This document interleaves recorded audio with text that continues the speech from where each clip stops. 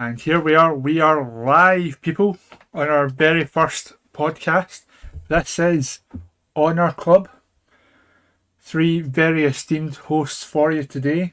We have myself, RGX, Prediction God, and a lifelong wrestling fan.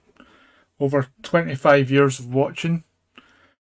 I'll introduce you to our other co-host. Rate, introduce yourself, buddy. Oh yeah, I'm RateWrestle. I'm a king of FPL, I would say right now. You know, I brought this group together. I'm sorry, RGX. But yeah, I've been watching wrestling since like around about 1997, I'd say. So that's really about 25 years. That is probably 25 years as well. Right. Okay. And Frozzy, take the floor. Yeah, so I am current FPL Canadian champion because Rate decided to put himself over, so I'm going to do the same. And I have been watching wrestling since 1998, and I believe the first pay-per-view I ever actually saw was Fully Loaded, and it was Undertaker, Stone Cold Steve Austin, First Blood match. Oh, and I watched it in a pub randomly, just completely random, and I was hooked. Yeah, I can tell you all you'd be hooked for that, especially a match like that. Yeah, it was unreal. That's a good icebreaker, that. So what was your first match that you remember, Ray? I can't remember a match in particular. The first thing I remember, I don't even know if it happened in 1997, but it was the whole storyline with when the Austin got ran over. He got ran over and it was Rikishi and he did it for The Rock. I can't remember God. around that point, but that's the storyline that goes into my head instantly. That was the same pay-per-view Kurt Angle debuted, wasn't it? Maybe, yeah, it was, it must have been, because literally all I remember, because I watched so much wrestling, I can't remember if I've watched a match recently that I would have watched years ago, or as I actually did watch it years ago. But yeah, that's my vivid memory of I did it for The Rock. Awesome. Mine was to remember the Lex Express, where they were desperately trying to get Lex Luger over as the All-American hero. That's the kind of first program I remember. As far as first match, it was I think it was even a clip show. I don't even think it was the match itself, but it was just like a video package for Razor Ramon. That's how he's such a kind of devastating thing when he passed away a few days ago, which I'll cover in the news shortly. But yeah, as far as first match, I can't even remember for sure. It was Bret Hart and somebody anyway. I can't remember who. It'd been Yokozuna maybe. They had a lot of matches, to be fair. Yeah. It was early 90s. I was about 4 or 5 years old, so it's fuzzy. Yeah, that's why I only remembered the main event, like Austin and Undertaker. I probably watched loads of matches before that, but that's the one. Yeah, that's the same with me as well. Like, my brother got me into wrestling, so the reason I was watching it is because my brother used to watch it, and that's why I like part bits like Austin getting run over is linked to my brain. Who was your favourite wrestler when you were growing up, Smooth? It was The Rock. Purely because he was mint, and I loved him. Still do, to be fair, but yeah, it was always The Rock. He was just like dead charismatic. Everything that you'd want to like about someone was him. And he was so endlessly quotable in the playground too. Oh yeah, you could do it doesn't matter to anyone, even a teacher. It was unreal. We're talking The Rock and not Rocky Maivia. We're not going back there. No, that didn't even happen. That wasn't a thing. He didn't debut in 1997. I've only just recently watched that again because I've been going in order in the pay-per-views, and that was just horrific. Yeah. That running was it shoulder 96 breaker. Or 97? 1996, yeah. It was 96. Yeah. Everyone thinks the hair is the worst thing about that run. It's not. It's that running shoulder breaker finisher. That was awful. It was unique to have. It was not unique, but it was just that it wasn't. I wasn't used for that to be a finisher. It was just a move. Yeah, no, it didn't work on the arm at any point, and it was just like, this is a shoulder breaker. Yeah. Well, so that's us. We are Honor Club, so let's hit the theme for the news. news. So you can tell the production quality is really high around here. So obviously huge stories this week. It's not been short of news at all. First thing that's the kind of major talking point, of course, is the passing of Scott Hall, an absolute wrestling legend.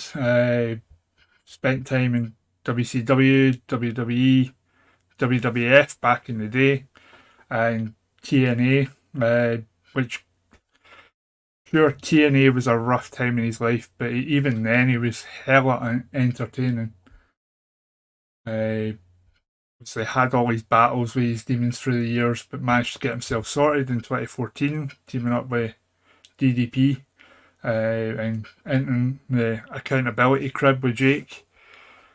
And for a hip operation to be what takes him out after all he survived kind of sucks, but his memory will live on. Yeah, 100%. I was devastated to hear about it. Like, I didn't get to watch. I watched a lot of Scott Hall post his wrestling. So like a lot of throwback matches. I watched, like, obviously him and Shawn Michaels, which was one of my favourite matches. Like, it was horrific. Just to hear it. It was just like RGX said about it's a hip operation. After everything that the guy did in his life, a hip operation. And it's just like, if you told me that Scott Hall was going to pass away and I had to guess how he was going to pass away, that'd be bottom of the list. It's just absolutely horrendous. Yeah, especially after he turned himself around and then that, like, he's fine. Like, because the Jake the Snake, was it a resurrection of Jake the Snake, the documentary? Yeah. And I didn't even know he was in it, but then he just appears in the wheelchair and it's to see how he beat, and then obviously a few years later he's fine. And then suddenly this. Was it? I can't remember what show it was, whether it was Legends of Wrestling or something like that. But the one where he's like stumbling out the curtain. Like the promoter still sent him out there in that state, and it was horrible. Obviously, they covered that in the Jake documentary, but. Yeah, like, cause I only just saw Living on the Razor's Edge, the WWE documentary they released, and I saw some of the footage like that, and it was horrible, wasn't it? He seemed zombified. Yeah. And he's the first one to tell you that he was in such a bad place back then. But even then, like, you're hearing stories from all these independent talent that whenever he was booked for a show, he would come in and like buy food and drink for the guys and treat them well and sit them down and give them advice and stuff. Just trying to pay forward what the veterans had done for him back in the day.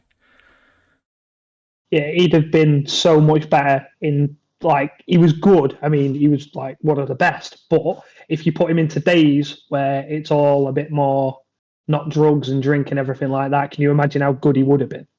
Oh, absolutely. He Yeah, oozed charisma.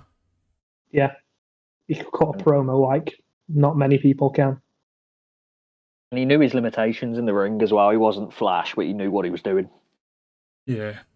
Like, he's not bouncing around and trying to do spectacular moves. He was just, his moveset was perfect for him. So, segueing into also sad news, sadly. Obviously, last Friday on Smackdown, which we'll cover, Big E broke his C1 and C6 vertebrae, taking a belly-to-belly suplex from Ridge Holland. There's said to be absolutely no heat on Ridge for the accident at all, either from Big E or the company. All the guys are just treating it as a kind of accidents happen kind of deal. But the one benefit out of all this is it doesn't require any surgery, just immobilization to heal it up. As reported by Wrestle Talk and PWI Insider, there was a doctor, I can't remember the name offhand, it said that with the C1 vertebrae being basically the bit that holds your skull and it provides the most protection to the spinal cord, if it doesn't heal properly, it could end his career. But obviously that doctor hadn't seen the x-rays or anything. So he was kind of speculating, but fingers crossed he's able to rehab it and get back. It was bad enough that he'd gone from being world champion on New Year's Eve, losing the title in day one in a last minute decision, and then all of a sudden he was back on Smackdown teaming with Kofi again. So fingers crossed he comes back from injury with a hell of a lot of fire and gets back up there again. I've not seen Smackdown, but I've seen that obviously because it got shared everywhere online, and it's just like, how is he still alive? It's nuts. When you watch the landing, it's just like, I know he's broke his neck, but he's actually been like, as long as he's not paralysed and stuff like that, he's been incredibly lucky. Mm-hmm. Yeah, it's just the timing of the move, wasn't it, from them both? It's just the timing was off and it's caused that. Yeah. I'm glad they aren't, like, because I know with certain wrestlers they have, if like they've injured like a big star, like they're just instantly panned. I'm glad if that is the case with Rich Holland that they're not blaming him and cut short everything.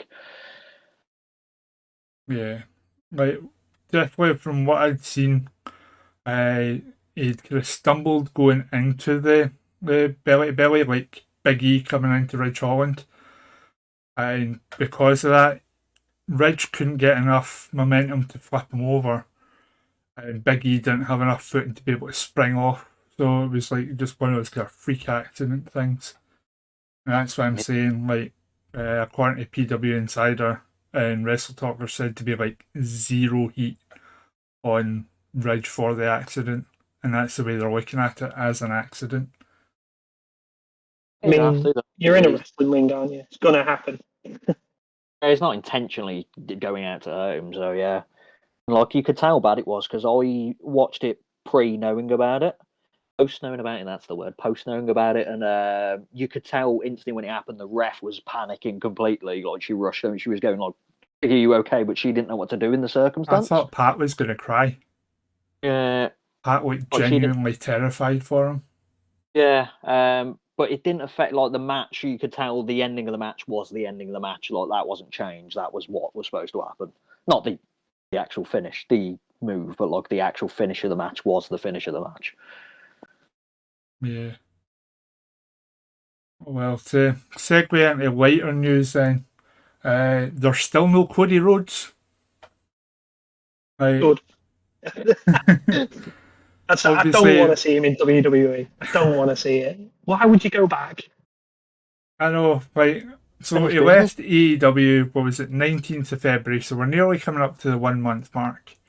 There wasn't any no compete from what we know. His contract had just ended. He could have showed up in the following Raw if he was signed. Then we hear that Creative have plans for him, but there was discussions around the neck tattoo. How accurate that is, no idea. That was Dave Meltzer. Then we hear that Creative don't know what's happening. And then the next day we hear, oh, Creative has plans for him. They just don't know when it's kicking off. Then we hear it's Seth Rollins he's facing at Mania. But that might change, like the old hard subject to change. Like, I feel like if that makes sense. At least Rollins makes sense because he's not got a direction just now, which is crazy. We'll discuss that in Raw, but how your third top star in the company doesn't have a match 3 weeks out from Mania is ridiculous. Yeah, I honestly think it is, like, pardon the pun, but I think it is like smoke and mirrors, and he will be facing Rollins, and they know that. Like, because there's no way Seth Rollins doesn't have a match at Mania already. Surely, from like a WWE perspective, if you've got Cody Rhodes and you know you've got him coming in, there's no compete. He's fresh off AEW TV. Why not bang him straight into Raw? Why not just do it? He's current. He's there. Everyone knows who he is. You just throw him straight in because he's going to bring an audience because he's Cody Rhodes. Yeah. To be fair, they were testing the waters though, weren't they? They kept hinting at him in promos and people, just to see the reaction of people, and it didn't seem like anyone was really bothered at the same time, which is worrying. Yeah, what I will say though, and I said this kind of jokingly when Cody Rhodes' contract first ended, I would be very surprised if he's not jobbing out on main event in 6 months. I'm surprised. Possibly even under the Stardust gimmick. He'll be on NXT going for the North American Championship.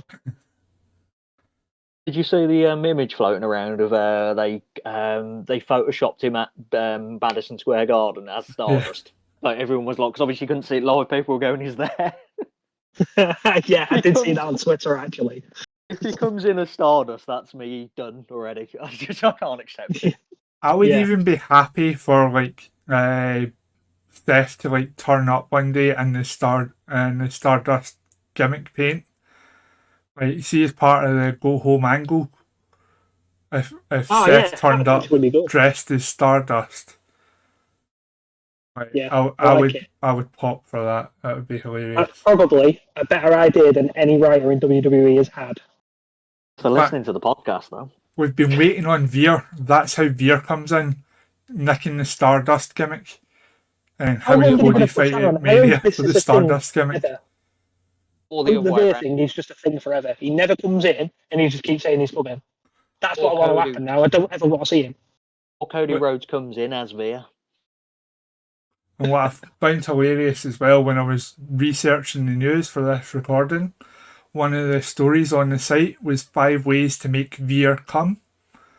I was like, well, it really depends on his preferences, but it can't be that hard. I don't know. He's been holding on for a while. Guy's tantric is F. Grief. What we thinking about Brandy Rhodes coming into WWE? We thinking that shouldn't happen. No, I see her part of the deal, though, isn't she? I see her joining the Women of Wrestling with Tessa Blanchard and AJ Lee. As long as she stays away from, I'm not a fan of Brandy Rhodes. Just can't get her. I think it was just because she was so forced in AEW. Yeah, I mean, obviously she's still greener than good shit, but you know, she still had a screen presence. She could carry herself. It just the wrestling work just wasn't there. It's just hatred more than carried her. Well, they did the thing with Paige Van Zandt as well, didn't they? And now nothing's going to happen because she's gone. I don't know why they did that, because they knew he was not in contract, so why would they suddenly do the Paige Van Zandt? And now obviously it's linked to Ty Conti, which probably is much better. It just still makes no sense. No. Speaking of Paige Van Zandt, a news story came out when I was researching for today. Apparently she got stopped at the airport on her way to Dynamite on Wednesday because they booked to travel under the name Paige Van Zandt instead of Paige Vandervelde or whatever her married name is. Vanderford is, yeah. So what she had done to prove she was Paige Van Zandt was Google herself, and the first story that came up, no word of a lie, was Paige Van Zandt and husband make sex tape. Obviously, she's got the OnlyFans. She's got the OnlyFans, yeah. So that was the first thing that came up when she was telling the airport person to Google her. So that was nice and embarrassing for her, but apparently she played it off well. Well, I mean, she does put sex tapes online. I mean, how else do you play it off? Yeah. So, in a final bit of breaking news, for us Brits, this is particularly exciting. The long-rumoured WWE UK pay-per-view, while it's not been confirmed by WWE themselves, we've now got a date and a location. The Principality Stadium in Cardiff is going to be hosting a pay-per-view on Saturday the 3rd of September. So first of all, I vote we make that the first official Honour Club meetup. Definitely. Yeah, I've been to Cardiff before and it's alright, so why not? And I would expect to see WWE themselves make an announcement on that in the near future, but the stadium box office has started advertising tickets for it, and they are calling it a premium live event, not a house show. So They're running the it's not same weekend WWE as Live, AEW. it's WWE. Yeah, it's running, as Smooth said, it's running the same amount of week as All Out, isn't it? Yeah. Yeah. So it's got to be. It wouldn't surprise me if All Out still go ahead on the Saturday night, because of course it'll be either tape delay or playing earlier, so it won't be head to head. We'll be Yeah, getting home from the show just in time for All Out to start. Yeah, so it's not they going to used affect that viewership. No, they used to do that, didn't they, when they did like Insurrection and Rebellion over here? It used to be like 8 over here, and then they'd stream it at like 1 in the morning. Yeah, It was strange. It'd be yeah. I don't smart to think do they'll do it tape America. delay. Obviously, you've seen the kind of precedent with the Saudi shows where if it's happening at 11 o'clock in the morning, it's happening at 11 o'clock in the morning. So I don't think they'll tape delay it. It'll be streamed live whatever time it'll Yeah. be in America. So 8 o'clock here, it'll be 3? 3 o'clock in the afternoon Yeah. on the East Coast anyway. Okay, I don't I only want know the to. Eastern because of the FAR. Yeah, like I don't want to ruin the a bit of a spoiler for the SmackDown review in a moment, but you think it's going to be headlined by Butch? Yeah, I mean, Unbelievable. or Doudrop winning the women's championship. Or Drew McIntyre against Tyson Fury. Just we'll put them together, Butch and Doudrop. Just what a team, Butch and Doudrop. Oh God, I feel so bad. And finally, the last bit of news: WWE have just released the. I shouldn't say WWE have just released that, has all sorts of connotations now. WWE have announced the latest Performance Center recruits, with former Ring of Honor Women's Champion Roxy among them. Good for her getting signed by a big company. She's got a hell of a lot of potential. But yeah, most of the others were all kind of track stars. A few people who had been on AEW Dark. I couldn't Santino Morella's recognise daughter. many of them. Could you guys?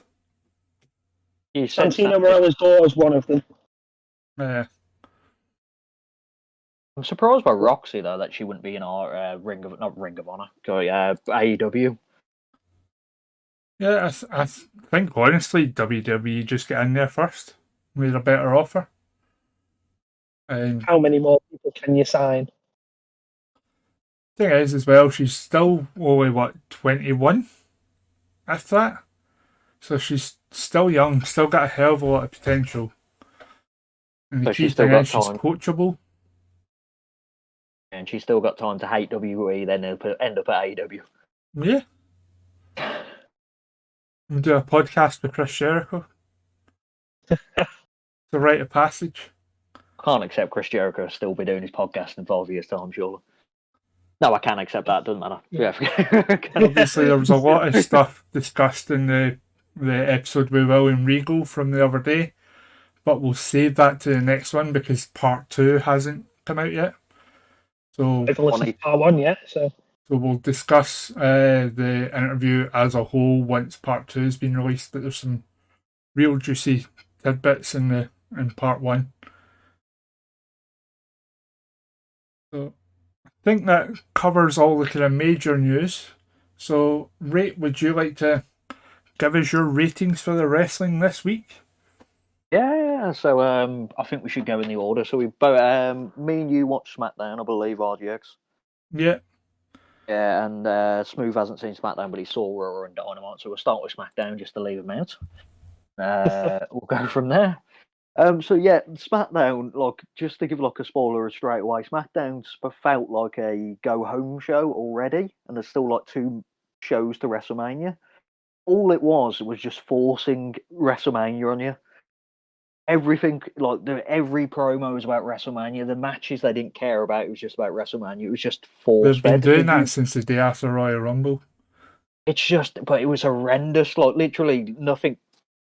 The match quality was bad because they didn't care. It felt like I love the opening, like Lesnar in his usual cowboy attire. That's the first time I've actually seen it because I've not been watching SmackDown or Raw until we started doing this, and I thought I probably should get involved.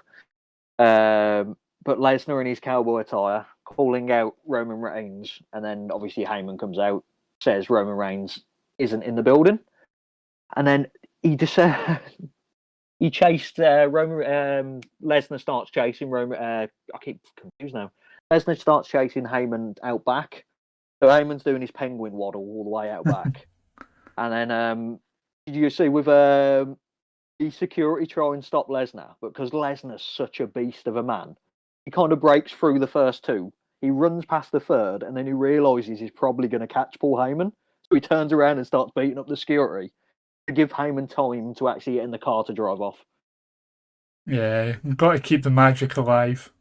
Yeah, it was just like you could tell he was going to get there, and he was like, actually, I need to do something. But yeah, that was one of probably my favourite things that happened on SmackDown, which probably isn't a good sign. Third segment, wow. Yeah, that segment at the start, yeah, because Lesnar's a big draw, isn't he? Anything he's doing at the moment, like face Lesnar was never a thing until now, as in like something you want to see. Yeah, and what will become a theme in WWE wrestling over the next few shows, including this one, like it's challenger shouting to a champion that isn't there. Yeah, because it's the kind of Roman Reigns is going down the crap hill, the shit hill route, isn't he? Of just like he's attacking him from behind. Like that Madison Square Garden attack was brutal. Come on, Ray, he's not a shit heel. He is a cerebral genius. He's strategist. Same thing. That's what I'm going with. But yeah, straight after that, you had the Rich Hodderland and Sheamus with Butch facing the New Day, Big E and Kofi Kingston. Obviously, that match was marred by the unfortunate thing that happened with Big E, that he's with the net break. It was just, if you take that out of context, the rest of the match was very just run-of-the-mill tag team match. Like, there was nothing there. Yeah, like the heels were on. Yeah, the heels on the top, then the face are on top, then obviously the accident happened. And then, as I said earlier, I think that finish was the way the finish was booked. I think that was how it was going to finish anyway. So I genuinely think that was the finish for it. But yeah, it was very run by numbers, as you said. I'm just quickly, I think I rated it. I'm just going to have to get my listing up because I haven't logged into my account like a divvy. I think I rated it around about 2.25 stars. Yeah, I'd say that tracks. It was fairly average, obviously, if you... Is this on the Uncle Dave scale? This is on the Uncle Dave scale, but my scale doesn't have like a below numbers. Like, I ain't doing minus numbers. That's just stupid. You're not doing 8. You're not doing 7 stars. Or Brian Alvarez -5 stars. No, yeah, mine is 0 to 5. Even if it's like better than a normal 5-star match, it's just a 5-star match because it just gets silly. If you start rating stuff 7.5, then 8s, then 12s, and then it's just pointless. You never see like a movie rated, unless it's a joke, rated more than a 5-star. No. What if it's in the Tokyo Dome? Oh no, then I'll go up to about 9. Infinite stars. You know, if this match was in the Tokyo Dome, it was about a 4.5. No, it's not got Omega in it. But yeah, as I said as well, like what I said to you guys, I was going to read out cage match comments about each match, like the lowest rating, just to see what someone thought about it as well. I've got one here called Joe Hogg, the guy. The match was terrible. Without emotion, it was useless. A very bad match. The Lofaros should have taken that screen time instead of the wasted time.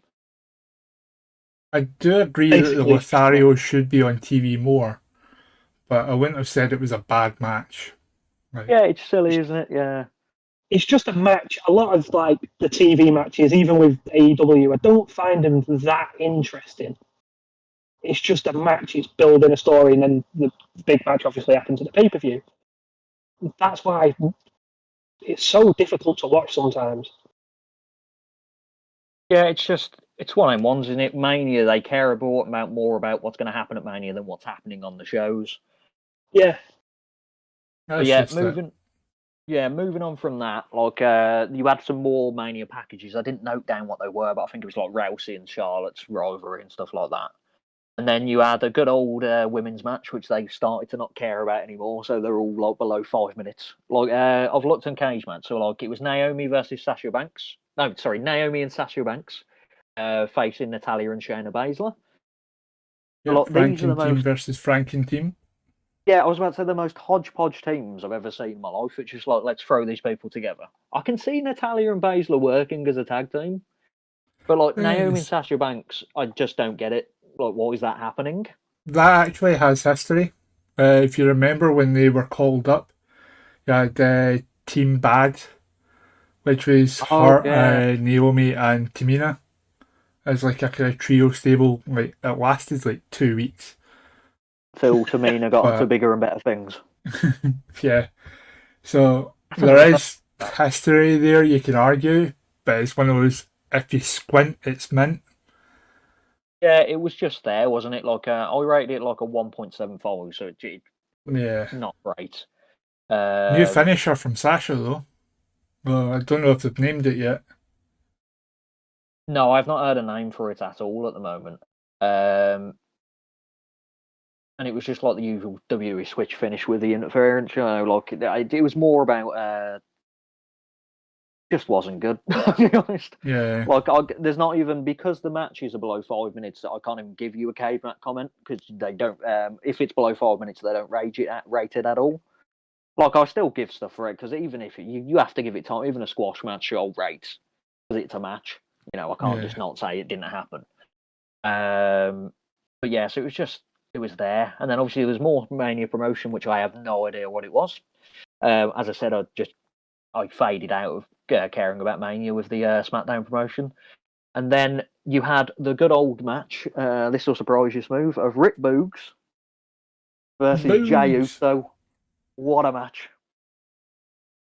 Was it a good match? It was not.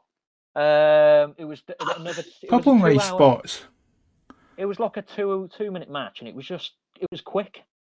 Remember when Jey Uso was like the right hand man, main event Jey Uso took Roman Reigns to his limit in a steel cage or a last man standing match? It was Jey. He so didn't capitalise on that. Yeah, and now he's losing to Boogs in 2 minutes. 2 minutes, like, oh, good grief! I've never seen Rick Boogs wrestle ever. To be fair, we still haven't. Like, he has a look, and he's some of the moves he can do. Like he's just a power guy. He's like Bron Breakker if Bron Breakker wasn't good at all. So it's just like you can see it in him, but it's never going to happen. He always reminded me of Elias. When I saw him on screen, I was like, he's just Elias. Yeah, it could be Elias. Where is Elias? Hell of a mustache. Apparently, they are still trying to work out what his gimmick should be. Like Rick Boogs' brother. Elias Boogs. But yeah, I waited that for a 1 because, yeah, it just happened. It was literally, if I remember, the finish was just a roll up as well, wasn't it? It was just like, just happened. And then the main event, which was, I always think a main event should be the match of the night, so it was the match of the night, luckily. It was Sami Zayn versus Ricochet in an Intercontinental Championship match, just like a repeat of it. So that was a very good. Well, it was a good. It wouldn't. I wouldn't say it'd be a good pay-per-view match, but it was a good SmackDown match, which isn't saying much. I do realise, but it was actually a good match. Like I rated it to 2 3/4 stars. Like that was the highest it went. They were there. It's funny how a clean match gets a good rating. Yeah, like there was no, like I was surprised there was no interference, like Knoxville popping up on a screen or something like that. It was just a nice clean match. They both hammered it out and it finished well. They had a weird start of the match where Theory came down. Theory came down to sit. Yeah, Theory looked like an absolute trump. Oh no, he just came down. I'm mixing with Raw now. He just came down and just started chatting crap at Pat McAfee, and then Pat McAfee jumped the table and started beating the crap out of him. And then Michael Cole was selling like, I know he's a performer, but he's a commentator first. We're going to have to see what this means for him on the commentary table. And it's like, it means nothing. He'll be back next week. Right. Yeah, overall, it was a decent matchup. Yeah, obviously won with a 6:30, which is good to see him get that and get a clean 1, 2, 3 for once. No cheap roll-ups or winning against the odds. It was a straight-up clean victory. Made him look strong for the first time in years in WWE. I read they were supposed to be getting behind him now, weren't they? Yeah, second face of the company. Second face on SmackDown, supposedly, behind whoever the first face is. Who's the top face on SmackDown? He might be the top face on SmackDown. He might, you know. It's a good question. But yeah, it went. I think. Is he classing as Lesnar, or is Lesnar classed as the first face on SmackDown? Big E before he got injured. Yeah, it might be that as well. But yeah, so that went 12.5 minutes, which is major for SmackDown as well. But yeah, I'll read the good old bad comment, which to be fair, it wasn't that bad of a rating. They rated it a 5, which on cage matches like average, so 2.5, I'd say. Ricochet flied around, and Zayn tried to keep him flying. This was worse than their match last week. I mean, yeah, it wasn't quite up to the standard of last week's match, but and that was still from good. Garmin.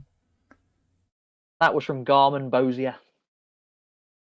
Poor take, Garland. Poor take.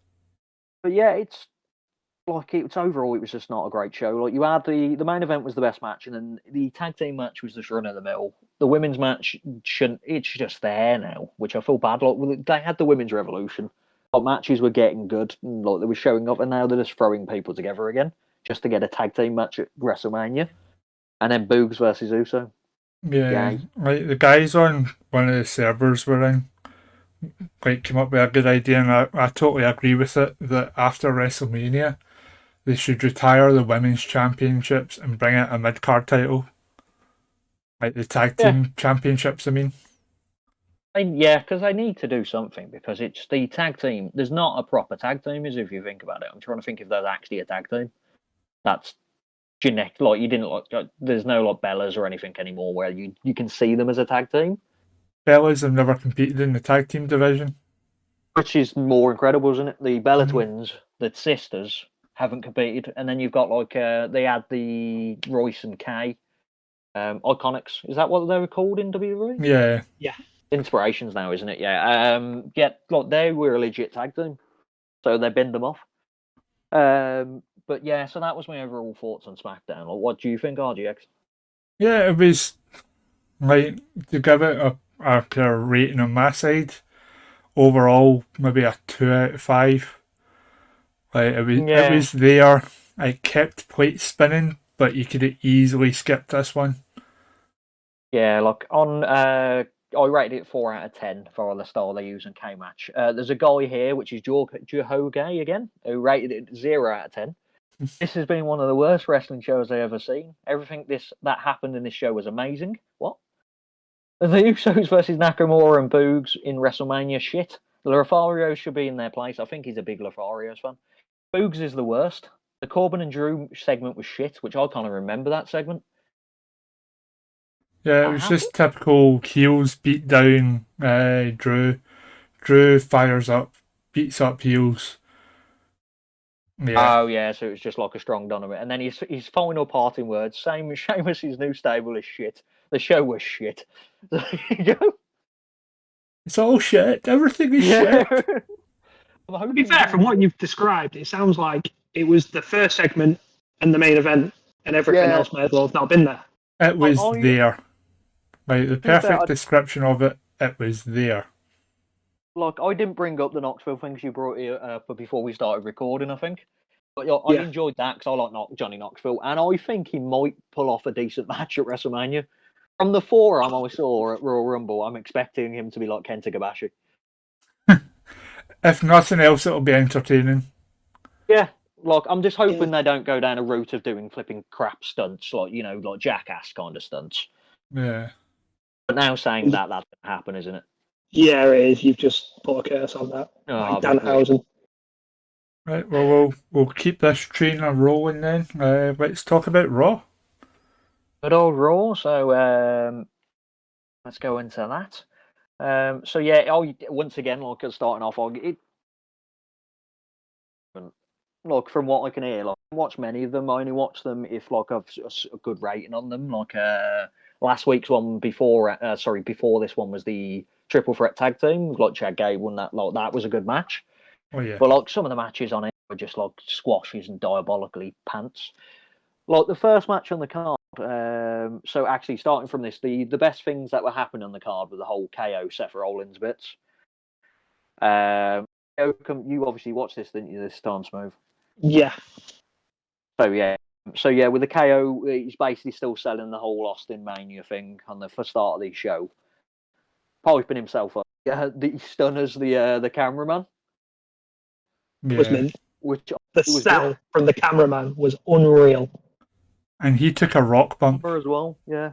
Yeah, he did. Like, he did a camera drop as well, where you could see him on the floor afterwards, so you know what his reaction is. But like, yeah, knowing Seth Rollins stuff kind of saves the whole shit. Well, it didn't really save it. It was still not great, but it was a lot with them on it. First match you had on the card was Damian Priest versus Finn Balor, which on paper. Yeah, I mean, the two have good chemistry as well when they work together. But there was some, let's just call it questionable interference. Fuck, it was from Austin Theory. Yeah. No sense. Don't understand what this is achieving.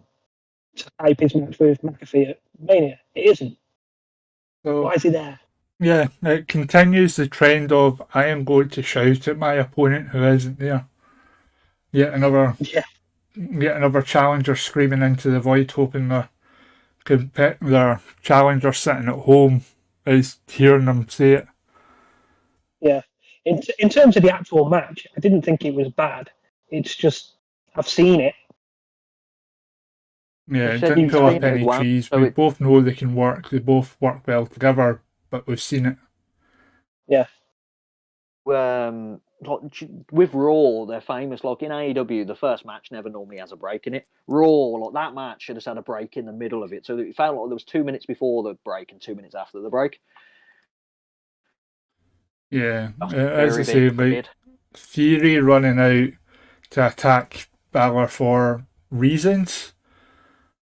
Like, apparently to send a message to Pat McAfee, who isn't at the show, obviously, because he's Smackdown. And if it's got any sense, he won't be watching it either. Yeah, he's probably, like, watching NFL. A 1 4 stars, because I just didn't care. I'm really honest. Look, as I said, the Theory stuff was weird. And what was worrying is I didn't pay attention at the start of the match, and I thought it was for the title. And I was like, they've done Balor here somehow. But yeah, look, it was non-title. That's horrible, but yeah, luckily it was a non-title match. 1 3/4 stars. I've got Viper XTJ61X in cage match, who rated it a 2 out of 10, which is, I seriously at the point of having Balor randomly lose for no reason. His reign is already looking poor, and all that happened is him getting beaten up. The match was mid as well. Yeah, I'd say that's fair. And then the actual information, he rated that lower than the information he gave. He said it was a mid-match, but he rated it 2. But fair enough. So yeah, that happened. And then you had the good old match we were here to wait and see. Omos versus Commander Aziz. Right, if you turn the sound down low enough, if you turn the crowd noise down and listen carefully, you could hear Vince McMahon's erection. Big meaty men slapping meat. Some good. Right, it was another clunky Omos match where he just stood there, shrugged off offense. Don't get me wrong, the kind of standing suplex looked okay-ish. Powerful. It looked like he actually, like Aziz was sandbagging him, and he still did it. Yeah. Like, he's just not over. For me, he needs someone who's going to make him look good, and putting him in there with Aziz isn't going to make him look good. Nobody can. As well, because Omos has just defeated Commander Aziz in a squash match. Like, who's like, I know, like in essence, he like Roman Reigns he should be in essence, but he's just gone through like a 6'9" guy and just squashed him. Part of me thinks whoever wins the title unification match at Mania, that will be their backlash match. Like, like how are they going to overcome Omos? Whoever is the champion beats him rather quickly, and we never hear from Omos again. Happened. I mean, it seems likely. It seems pretty WWE as well. Another good segment with Owens and Rollins. So before was the rolling segment where the interviewer was just speaking at him and Rollins was just staring into space trying to figure out what he wants to do for Mania. And then the Kevin Owens Rollins segment where actually Owens was trying to hype Rollins, saying, you just need to do something spectacular. You know, take your shot like I did with Austin and build it up. Suddenly out of nowhere, Rollins goes, I've got it, and then runs off. And we know. And then up next was another questionable women's match. Like I said, it sounds like I'm bagging on women's wrestling, but I like women's wrestling. It's just the wrestling on WWE's women's wrestling is bad. Is this the rematch with Doudrop and Bianca Belair? Well, it wasn't bad, but I enjoyed that more. But this was Liv Morgan versus Queen Zelena. Oh, yeah. With Carmella weirdly loved up with Corey, like they're together, but it's getting weird. Like the old loved up Corey Graves scene. And see if you like turn down the crowd noise and listen very closely, you can hear Corey Graves' erection. I can see this is going to be a running gag. But yeah, my notes on this was Morgan and Zelina was a typical 2 minutes women's match, just more about Carmella on the outside. Was literally the whole thing. The whole match was focused on Carmella being outside the ring. And that's about it for that match. I rated that, you know, weirdly enough, after bagging on that, I rated that the same rating as the Finn Balor Damian Priest match. Wow. So But obviously how have another you done that? Franken team too. I think, I don't know, but like Queen, yeah, that's just going to come on. And when it gets to WrestleMania, I don't know what team I look at and goes, you know, that's the team I want to take the titles at WrestleMania or keep the titles. Like, it's just. Honestly, it's got to the point where I actually don't care who has the titles. That's how much it doesn't matter now. Because they're not going to do anything. You've got to think that Vince McMahon isn't massive on women's wrestling. And he isn't massive on tag wrestling. So, women's tag wrestling. It's anywhere. But yeah, and it was followed by another good segment with Owens and Rollins saving the show for me. With the whole, you know, Rollins, you knew what it was. Everyone knew he was going to hint that he wanted to face Austin or do something with Austin. But it was the build up to it and him joshing around and eventually saying, was it the right? Is that what his interview is called? The Rollins Report, isn't it? Yeah. And he was going, I could do a Rollins report with Austin, and then Owens is flipping out, going, no, like he's trying to be a face, but he's going, fucking no. Please. Didn't he want to call it freaking speaking or something? Yeah, this was two people fighting over the right to have a promo segment at Mania. Two people who, by rights, should be like pretty much first on the card. Like when writing the card, not like first opening match. But two people, when you're putting together a WrestleMania card, should be written down immediately. Fighting over a chance to have a promo segment. It rankles a bit. But are we going to fight over a promo segment? At least it's with Austin. That's all I'm thinking, you know. Is it to get beaten up by Stone Cold to leave Austin? Well, apparently he's been getting into shape and he's kind of promos on his own podcast and stuff. Austin has been saying that he expects Kevin Owens to get in some offense on him.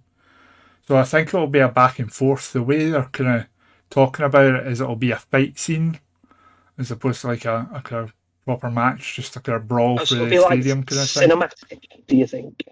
I don't even think cinematic. I think they're just going to brawl around the stadium and it'll be entertaining if nothing else. One bump that you won't expect. I don't know what it will be, but it will just be like just a bump you wouldn't expect it to happen. I don't think it's going to be like a pop-up powerbomb because that would be insane. But, you know, Like Sting throwing himself through a table. Yeah. Oh, It'll be God. interesting to see how they present it in the prediction forms for the various leagues. Like Yeah, I'm what looking the bonus questions will be around that. Yeah, because is there going to be a winner? There can't be a winner because it's not a match. It's going to be, I'm guessing there'll just be like a joke question, like how many stunners is Austin going to hit, or how many stunners is going to be on the night due if you count Owens. I think Owens is going to hit a stunner on Austin and he's going to no-sell it. Or he's going to sell it for a little bit. Yeah.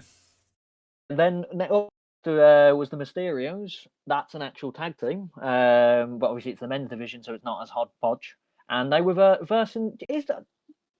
I don't know if you Raw or SmackDown before we started doing the reviews. No, I didn't. The Hurt Business is done, isn't it, with Lashley? But they're still calling themselves the Hurt Business with Alexander and Benjamin, I've seen. Yeah, they did the same last time they split up. And then Shelton Benjamin and Cedric Alexander had their little kind of mini feud. Alexander won that feud. Both of them did nothing for months, and then suddenly the Hurt Business was back together. Then they weren't again, and now they're back tagging again. It's just, yeah. This was my worst match of the night because literally they didn't even pay attention to what was going on in the ring. It was just Logan Paul and The Miz outside the ring. They just kept panning to Logan Paul. Half the match you didn't even see. Like I rated star. It was just there. It was just another match. Heroes to look strong, and then for Logan Paul and his mate Miz to beat him up. Yeah, I wasn't entertained. No, me neither. That was bathroom break. Yeah, like an athlete though. That's all that matters. Like it's still going to be a bit weird, but at least he's looking like an athlete.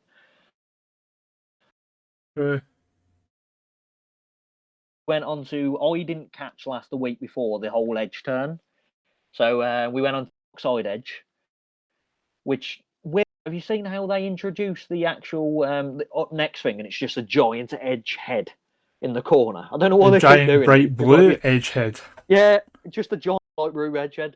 But it was basically just an Edge promo confirming he's a bit of a dick now, a delusional dick, but a bit of a dick, saying that he attacks Styles to bring out the best of Styles because that's how we get the best out of our friends. What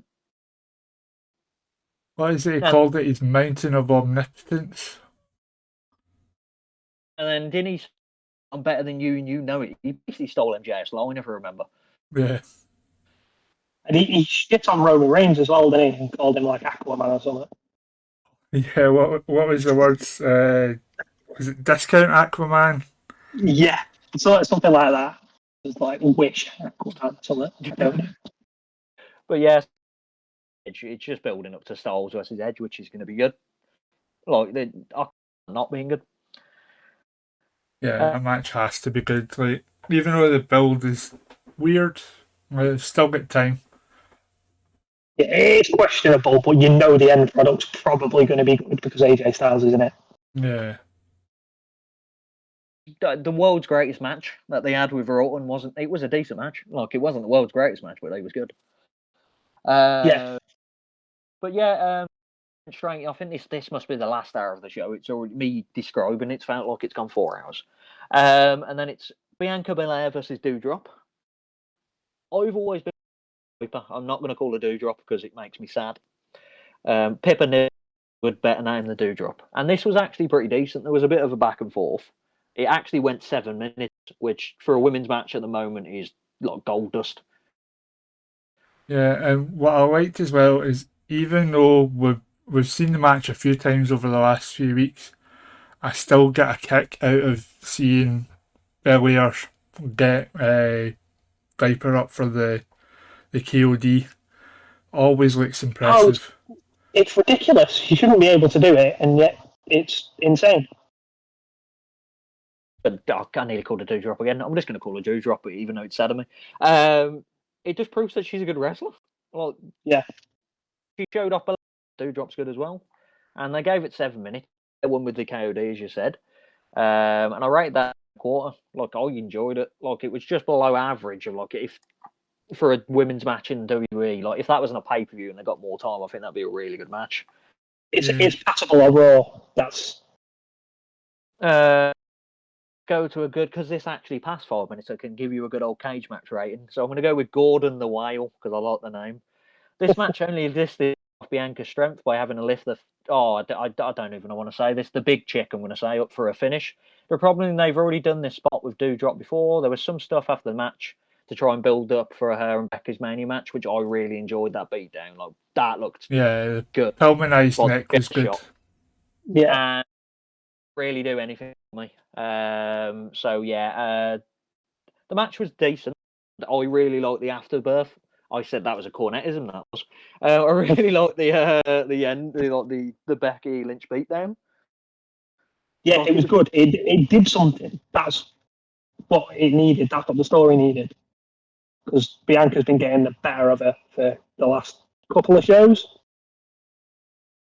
And then celebration sequence with RKO celebrating their fantastic tag team, their 2-time tag team. I didn't really mention this, I'm going to be honest. I saw it was interrupted by the Street Profits, leading to a match between Riddle and Ford. I don't know why it led to this match. I'm guessing it was just a usual. Yeah, Street Profits got a victory over them a couple of weeks prior on Raw. Obviously, Randy Orton was initially saying, no, we're not going to fight you. Then Randy is convinced by Riddle to give him a chance. It's interesting to see the Profits kind of work heel. It's the first time I remember seeing it since their very early days in NXT when they were too cool to be booed. But they tried to work heel here. It was interesting. Yeah, the fans were booing as well. I thought it worked, but it's just weird seeing it. Decent match as well. Look, it was cut. I think it would have been a lot better, but it was cut short by the Otis interference, and then the general Alpha American. What are they called? American Alpha. Is that what they're called? Yeah. And bless them, they are trying so hard to get that "I thank you" thing over, and it's awful. It's just awful. It had a potential to be a good match, but it just didn't get there because of the interference. Like, I'm saying this, and I can see it went 9 minutes, so like it had the potential to get there, and it didn't, according to myself. But yeah, the interference just kind of killed it completely. Like, I rated that 2.25 as well. It just was there. Like, it wasn't their best match, but it wasn't a bad match, especially for what was going on Raw at the time. Yeah. For the good old cage match review, I'm going back to, because he rated this the lowest, Gordon the Whale again. No contest time. Why even bother having this match in the first place? Alpha Academy could have cacked these guys during their promo segment. It would have been the same effect. Which, to be fair, that is, in my opinion, like, if you wanted just a beatdown. Yeah. Either way, they've set up their 3-way for Mania, so that's something, I guess. It's going to be another hodgepodge tag team match. Another 3-way tag for a title. And on Riddle, or Riddle turning on Orton. They've got to do something now, surely. I thought they were going to do it for Mania, I'll be honest. I thought he was going to turn at the Rumble, and there we go. We've got a main event next, are we? Or am I skipping over something? I think I've written down. So yeah, we're into the main event, which was, luckily, as I said, I think main event should be match of the night, and this was a match of the night. Like, it was head above everything else. It probably wasn't the best Rollins and Owens match, but it was still a lot better than anything I've seen. So like, it was proper off the near count. They had the good old spot where the guy gets downed outside. I can't remember how he got down. Then, like, the good old, the ref counting 9, and he just about gets in for Owens. Mm-hmm. And then Rollins had the visual pin on the ref, which is your usual WWE finish. And then you get the good old count. Yeah, so at least it showed that Rollins beat Owens. So it kind of builds Rollins as he didn't just lose clean. And then obviously you had the good old stunner for Owens to get the win. Yeah, I thought it was a decent It's match still- overall, but this is a Raw that didn't have any of the either the Universal or WWE champion on it. Most of these matches and promo segments were all shouting into the void. Like, Yeah, it was as I so said previously. disjointed because half of the opponents weren't there to answer the promos. Yeah, exactly. Styles. Yeah, Raw was there this week. The Kevin Owens Seth Rollins match are rated a 3, which is the highest rating so far this week, which is it needed it. A good old rating from actually to that everyone's ratings on Cage Match were decent, like 7 out of 10, 8 out of 10. So I'm not even going to bother to. I just like seeing the mocking ones because they're hilarious. So yeah, Raw overall, I rated it a 3 out of 10 because it was just there. Like nothing impressive happened. Theme with WWE just there. Yeah, look, hopefully after Mania, it's a long shot. Hopefully it proves, but it's not going to. But yeah, we'll move on to Dynamite St. Patrick's Day Slam. If there's nothing else we want to go through on Raw. Yeah, and we'll need to blitz this, guys. We are at the hour mark. So I'll be less in depth with this kind of stuff. So yeah, let's see how it started. So it started with the Jurassic Express versus Cole and Red Dragon. Good match. Yeah, like this was what you need in an Oprah. It just builds the entertainment, the value. Both teams look great, and it builds Cole as a challenger again. I don't believe Cole should be anywhere near the AEW title at the moment, but it still builds him as a challenger, and the match was good. Yeah. Like by that, I rated that as well as strong as the Owens and Rollins match. So I rate that a 3-star as well. It was a good opener. Yeah, there was some I nice enjoyed touches in this from a story beat as well, like the fact that this time Adam Cole pulled down his knee pad to get the boom on Jungle Boy, so it was effective this time. And they held like perfect eye contact with Hangman throughout the full pin, showing him what could happen when he pulls the pad down essentially. So had some good story beats to it as well. And it also pushes Red Dragon as a tag team championship contender as well. But yeah, it was one of the better matches. As I said, that's probably even, I would say that's better than Rollins versus Rollins in general, but I'd rate it around about the same in essence. But yeah, so that it was a decent matchup. Like everyone on Cage Match, there's one guy that hates it, but he probably just hates everything. Cody Cole went, I feel like the heels have the advantage here on St. Patrick's Day since Kyle O'Reilly and the Irish heritage. And Adam Cole is one of the littest people I've ever seen. I guess we're getting more Cole wherever we want it or not. This was boring. Oh, bless. Yeah, so that was just mean, wasn't it, really? Opinions are like arseholes. Everyone's got one. But yeah, so yeah, it was a good title match. It was a good tag match. And then we followed that up with Bryan Danielson and Jon Moxley versus Chuck Taylor and Wheeler Yuta. I'm excited-ish for Bryan Danielson and Moxley, but I don't know what's happening with it yet. So this match was just a bit there, just to build up Moxley and Danielson, and to build up Wheeler Yuta. Weirdly, Chuck Taylor as well. Like, they both made Moxley and Danielson made Chuck Taylor and Wheeler Yuta look really good in this match. Gave them plenty of offense, sold well for them. I think it's just with it. I think it's just I don't like that tag team with Wheeler Yuta. Why Trent Beretta is there? Why is He's injured. Chuck Taylor not tagging? He's injured again? What happened now? Tricep, I think. It was a dark taping anyway, if memory serves. I'm sure comments will correct me. That's not great, but yeah, it was fine. It was just I think it's just I'm waiting to see what's going to happen with Moxley and Bryan, but then they kind of rushed. I don't want them because at the end of the match, obviously they went over. I don't want them to start adding people to this group already.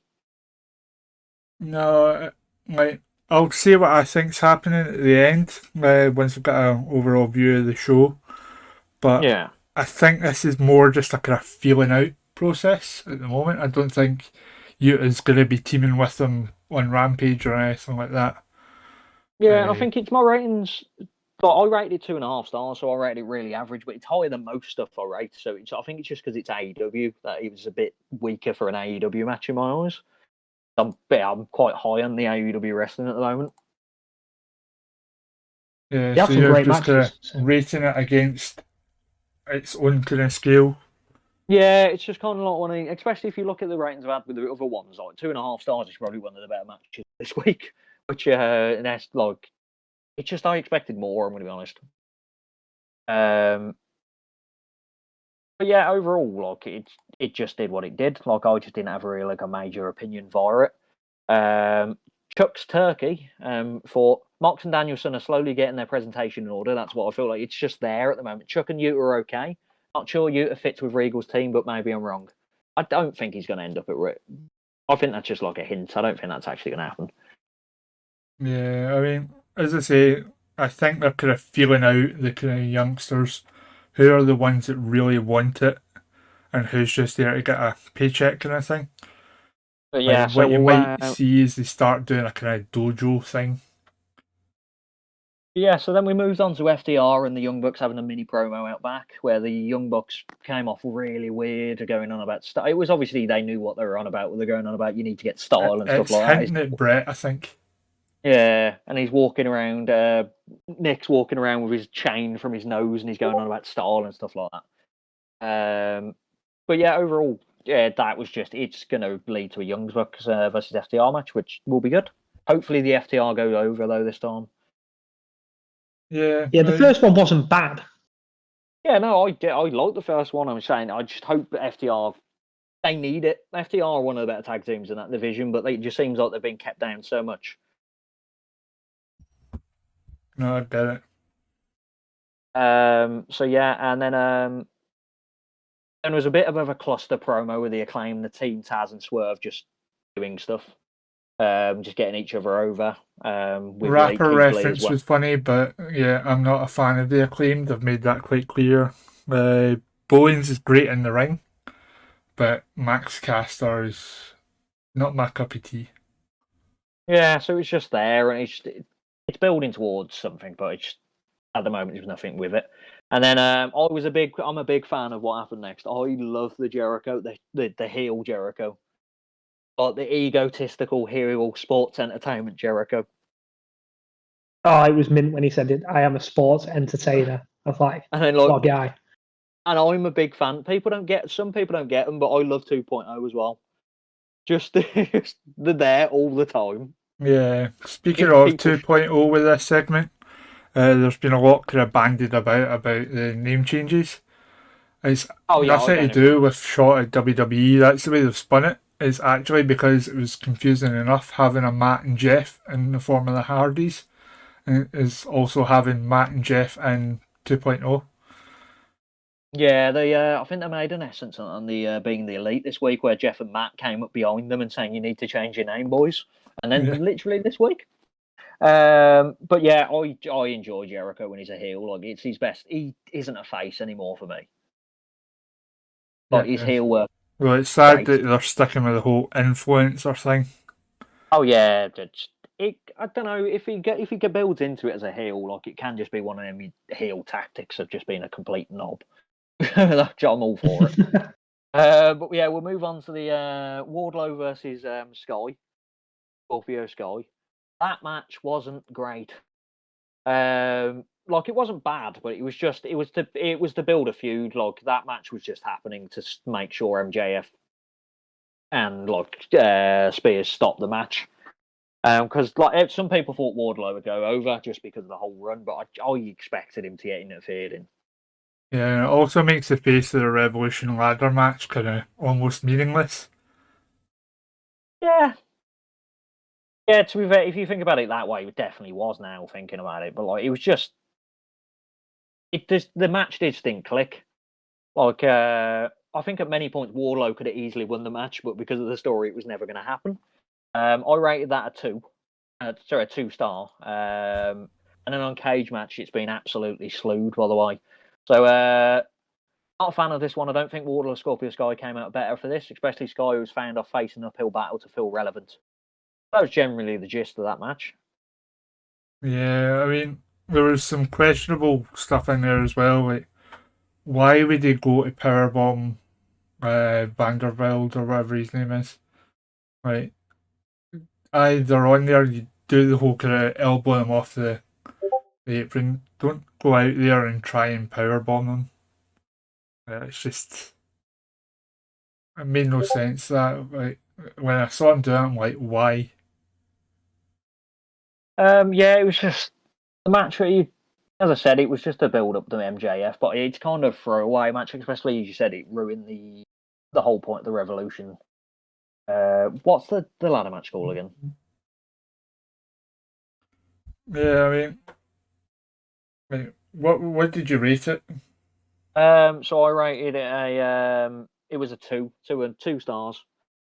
Yeah, felt And then like if they focused more on working together in the ring, it could have been better. But there was some awkward kind of stumbling as well. it just didn't click. And then talking of not clicking as well, the Hardys versus Private Party, that was clunky as hell, that match. Yeah, like, I don't know if it was just I have a vision of what the Hardys are in my head, and the two middle-aged men kind of stumbling around the ring a little bit. Yeah, and it just wasn't there, was it? I think it's as you said. You think of the Hardys and you think about the 2000s Hardys flying around off tables and stuff like that, but it was just not great. Like it wasn't terrible. Like I rated it 2.5, so like it was just an average match. But I think because of the Hardy Boys, you think you're going to see more. Yeah, and I don't know what was up with Jeff, because obviously he went to do the Twist of Fate into Swanton initially, then for some reason changed his mind into the middle rope splash. Yeah, I don't know if he forgot his spot or something Yeah. like that, and he thought, oh, it's the end of the match, and he suddenly went, oh no, I'm supposed to do this, instead of just going, you know what, I might as well just end the match.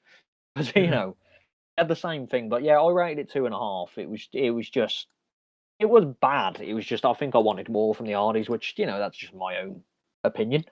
Or even on cage match, it's just a very average match. A guy called Buddha Mega. The match is the minimum you can ask, and if it was not for the Jeff debut, I would rate it even lower. But yeah, it was just the only thing that saved it a bit is it's Jeff Hardy. Yeah, and even Jeff, like Matt's always, I say always, for the last couple of years, moved a little bit slower. But Jeff was moving around very slow as well. He wasn't his fast, fluid self. He looked very droggy, didn't he? Just slow paced. I don't know if it's just he's getting used to being back in the ring. Yeah, I don't know if it's ring rust or what, but and then he didn't look out of it. He didn't look under the influence. That's no, not what yeah, saying, I wasn't into that. No, yeah, definitely not that. It just wasn't a good match. And then you had the Andrade bunch, which now it's gone from the Matt Hardy office to the Andrade and Hardy office to now the Andrade office, I think. Bunch came out and surrounded the ring. Just led to obviously Allen and Sting coming down to save the day. So you're gonna have that's leading to a 4-on-4, isn't it? Somewhere. Yeah. And I'm not for it. I'm gonna be honest. I don't. And Butcher and Blade should be on TV more. Oh yeah, that's like I'm a bit of a mark for the Butcher, because I like Every Time I Die. Yeah, it's Andy Williams is his name, isn't it? Andrew Williams. What's his actual name? Yeah. But yeah, I think that's where it's going. It'll probably won't be on a pay-per-view. It'll probably just be on Rampage. Yeah, so it was just another match to set up another match, and obviously just to get the Dark Hardys on the TV and to get them. I thought that it was rushed that to have a Hardys match as well, but it is what it is with that. And then I rated the next match. Like some people hated it, some people loved it. This was my match of the night. The steel cage match. I thought it was really good, but I thought the finish was rushed. Yeah, you could tell. I think I messaged you in the chat earlier about it when we were on about it. You could tell Audrey Hepburn came up to them when they were on their knees, and I think that's suddenly when it went into hyperdrive. So I think someone's told Audrey Hepburn we need to go home, and it's just gone into a spin. But yeah, I really enjoyed it. I'm finally happy Thunder Rose has got over. Yeah, Like, she like, deserves to be champion. yeah, if they were going to wait until she was in her hometown, they shouldn't have done the match the other week. Yeah, that just kind of, especially the absolute WWE finishing of that match. Just let's get everything happening at the same time. But yeah, it was good. Like I'm a fan. I'm scared it's going to sound weird. I'm a fan of women bleeding. I'm trying to word the best way of wording that. If it's a Women get, rare thing, like, yeah, it's weird to say, but the bleeding feels special because it means something. yeah, and it's just a shock, isn't it? Seeing, even though we saw Thunder Rosa and Britt Baker last time, like literally a crimson mask. But it was good. The spots were good. I like the thumbtacks. Like the thumbtack, that power bomb looked horrible, but in a good way. Yeah, it went rough.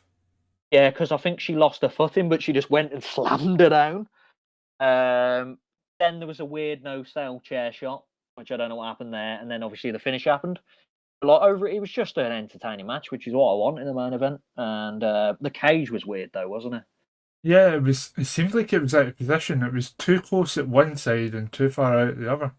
Yeah, it was like three sides you could stand outside the ring, but then the one side you couldn't. I don't. Yeah, Yeah, and was if that odd. was the plan, they should have had the side that was closer, a bit closer, because when they were trying to do the bang off the head, bang off your head off the cage wall spots, they were having to really throw themselves forward to reach it. Yeah, it was just a cod cage, but it didn't take away from the match. Luckily, like I rated this. This was my match of the week. What I'm rating from what we were doing is I rate it 3.5. Like Personal it wasn't. opinion, I don't know if it's just because I'm a mark for them, but I would have put the Danielson and Mox tag team match above it. Yeah, so They were both those matches were my matches of the week, hands down, without competition, really. But it would have been the Danielson tag and then the Britt Baker Thunder Rosa match. that's fair enough. As I said, everyone's got their opinion. I just didn't get in. I think it's one of these. I just couldn't get in it. But yeah, so yeah, overall Dynamite was good. Like it did what it needed to do with each week. Dynamite is it's much better than what's happening on the other shows at the moment. But the good old rating, because obviously it's a women's match and it's a cage match and people are bleeding, then someone's going to be trashing on it. So let's see. The Tyson the Man wrote, no selling, the worst stunner ever from Thunder Rosa, 90 seconds, they use a blade. No hospitalization angle except the Thuntacks awful match. Britt Baker, sloppy as fuck. Boring and something went horribly wrong towards the end. It didn't make sense. Awful match. That's just someone that just It's doesn't love really wrestling. harsh. Yeah, it's just someone that does just looking to hate stuff. In fairness, there was a hospitalisation angle like that because Aubrey Edwards counted the pin in the tacks and had to get the trainer backstage to pull the tacks out her arm. That was horrible, wasn't it? I saw the picture and it was just there was so many in her arm.